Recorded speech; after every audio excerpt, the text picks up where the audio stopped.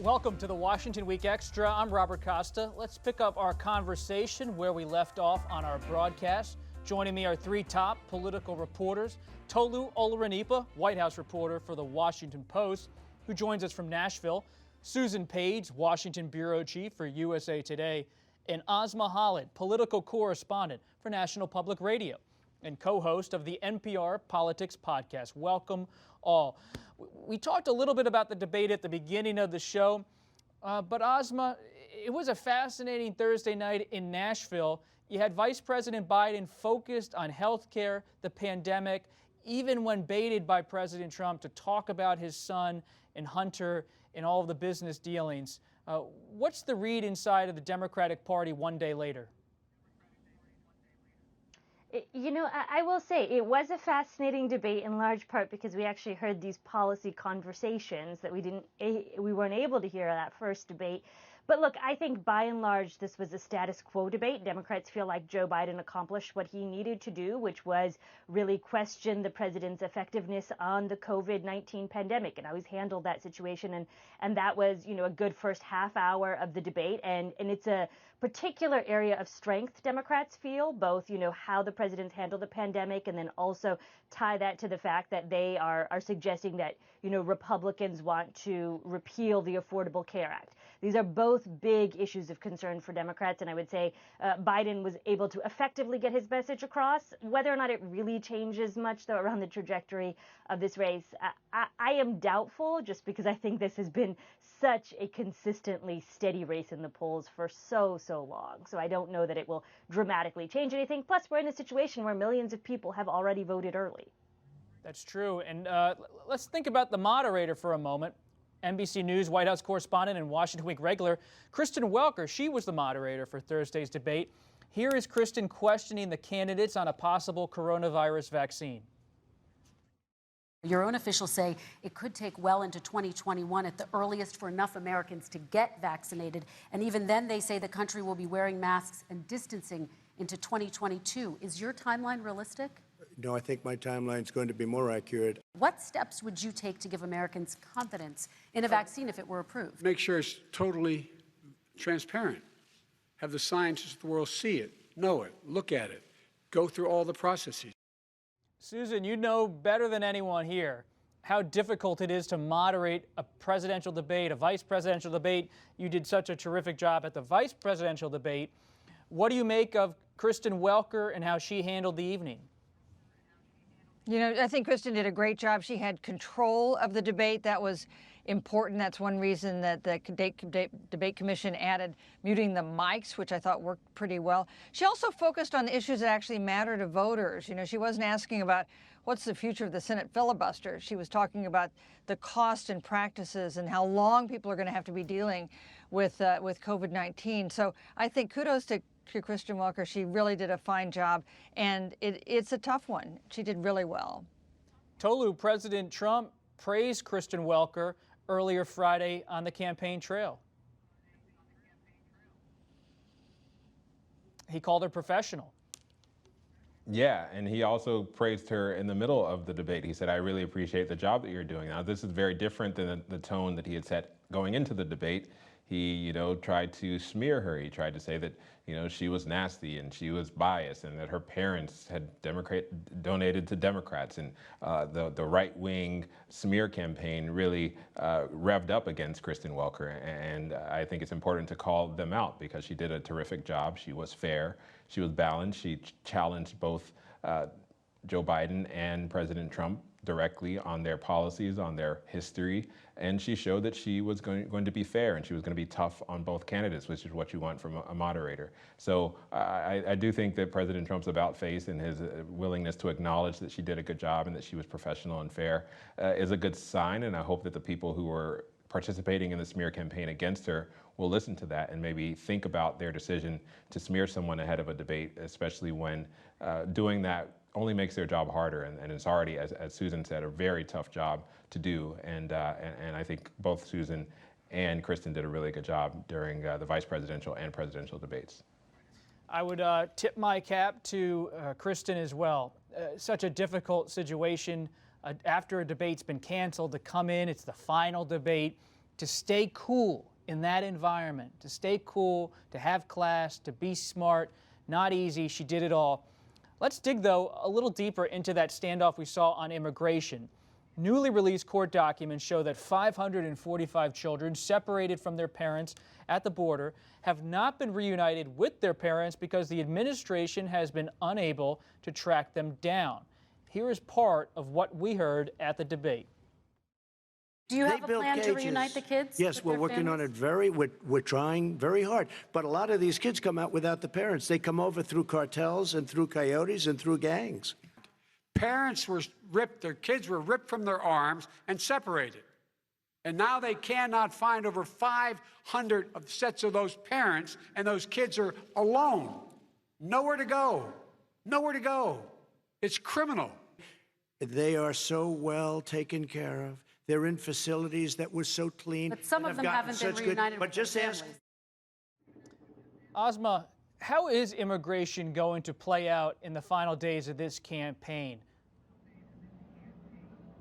You know, I was struck that this was really the sort of first substantive conversation that we had seen between these two candidates around immigration. It was an issue that the president really enjoyed playing up during the early days of his own 2016, first presidential run, but it's largely kind of faded to the background, I would say, in terms of like broad public policy conversations as of date. What I was struck by, though, in the conversation last night was really the degree to which this was a kind of morality referendum. And this is where Joe Biden feels most comfortable, is emphasizing issues of civility and decency. This has been, I would argue, kind of the major theme of his candidacy, going back to when he first announced he was going to run during the primary cycle. And a Democratic strategist I was talking to the other day said he felt like Joe Biden doesn't really get enough credit for the fact that he's had a pretty consistent arc of a message from start to finish, which has largely been around civility and decency. And to me, this conversation of children who are still separated from their parents largely falls into that. I mean, I think the other, issue around the immigration conversation last night was how kind of crazy it felt that you heard President Trump at times trying to suggest that Joe Biden was actually tough and hard on immigration, that he accused the Obama administration of building cages. And regardless of the veracity of the statement, I thought the politics of that to me was strange, because here you have a president who has long accused Democrats of being soft on immigration, wanting open borders, at the same time, out of the other side of his mouth, now saying that actually you, Democratic presidential nominee, you've been tough on immigrants and tough on immigration. Susan, that's what we were talking about in the show, is that the president's trying to stoke his base, trying to get all of his core voters out again. But to Asma's point, he's framing Biden as too tough on crime, too tough on Black Americans, too tough on Latino Americans. And so you see from the Trump side, this attempt, we'll see if it's effective or not, an attempt to crack that Obama-Biden coalition apart and make sure it doesn't reassemble again. Well, actually, President Trump has had some success with some Hispanic voters. Those numbers are not bad for him, as good as they were in 2016, especially among Hispanic men. But I do think he puts other parts of the electorate that he needs at risk. You think about that heartbreaking story about 545 kids, some of them extremely young, whose parents cannot be found. You're curious about why President Trump has a problem with suburban women voters? That's why. A story like that, for which he seems to have, for which he expresses no concern at all for the human cost of that policy. Let's finish tonight, and we'll begin with Tolu, by asking all of you, what's one story this week or coming up next week that deserves more attention? Oh gosh, put me on the spot there. I think the fact that I'll give a shout out to the New York Times that did get the president's tax returns, and they've been releasing reports almost on a weekly basis, looking at the president's tax returns, looking at his financial history. There was just a recent report about how he has not given as much as he has said to charity. I would say look at those reports, really dig into them, and really keep an eye out. I have no internal information on this, but just based on the pace of their releases, the final 10 days of the campaign, I wouldn't be surprised if there is more information that comes out about the president's personal finances. That's something that dogged him to an extent in 2016. It has dogged him throughout his 2020 election. It dogged him on the debate stage last night, where he was sort of trying to defend the reason why he did not release his tax returns over 4 years. So I would say, pay attention to that, because there could be more to come in the next 10 days. Asma, how about you?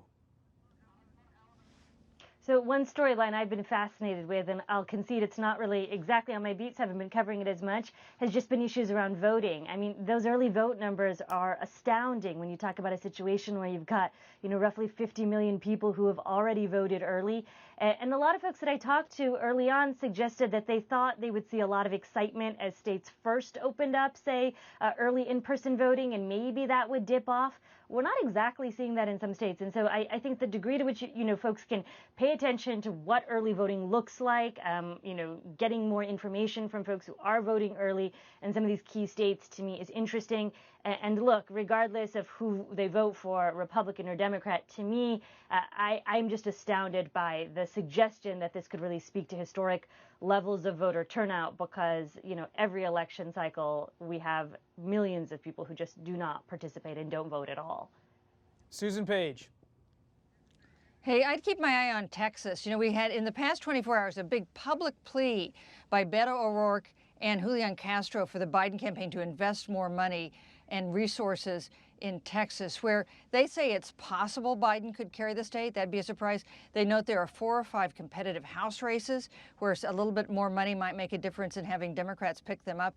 And even in that Senate race, we don't think of Senator Cornyn as being seriously challenged. It looks like I don't know that he's not going to win, but he's certainly more challenged than we expected.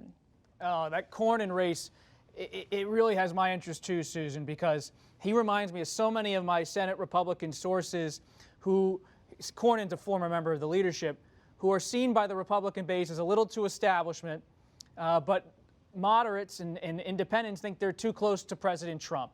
And so they're in this impossible position politically. But we'll leave it there for tonight. Many thanks to Toluse, Susan, and Asma for stopping by on a Friday and staying for the extra. And make sure to sign up for our Washington Week newsletter. It's on our website. We'll give you an insight into all things political going on in the week. You'll get a weekly note from me. It's a lot of fun out there. It's going to be quite a final 11 days. Stay steady. Enjoy it if you can. Stay safe. And for now, I'm Robert Costa. Good night.